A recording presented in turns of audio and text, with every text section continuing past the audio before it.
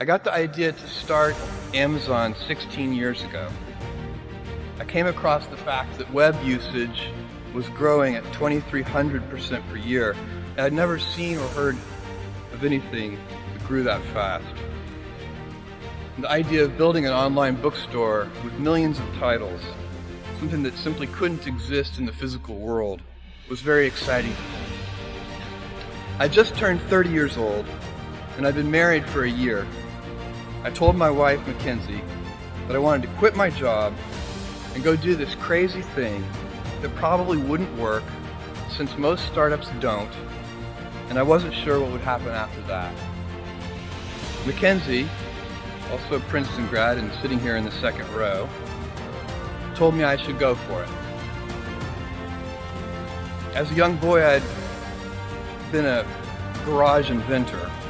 I'd invented an automatic gate closer out of cement-filled tires, a solar cooker that didn't work very well out of an umbrella and aluminum foil, baking pan alarms to entrap my siblings.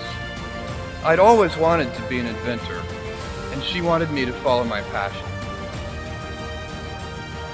I was working at a financial firm in New York City with a bunch of very smart people, and I had a brilliant boss I much admired. I went to my boss and told him I was going to start a company selling books on the internet. He took me on a long walk in Central Park, listened carefully to me, and finally said, "That sounds like a really good idea, but it would be an even better idea for someone who didn't already have a good job." That logic made some sense to me, and he convinced me to think about it for 48 hours before making the final decision. Seen in that light, it really was a difficult choice, but ultimately, I decided I had to give it a shot. I didn't think I'd regret trying and failing, and I suspected I would always be haunted by a decision to not try at all. After much consideration, I took the less safe path to follow my passion, and I'm proud of that choice. Tomorrow, in a very real sense, your life, the life you author from scratch on your own, begins. How will you use your gifts? What choices will you make? Will inertia be your guide, or will you follow your passions? Will you follow dogma, or will you be original?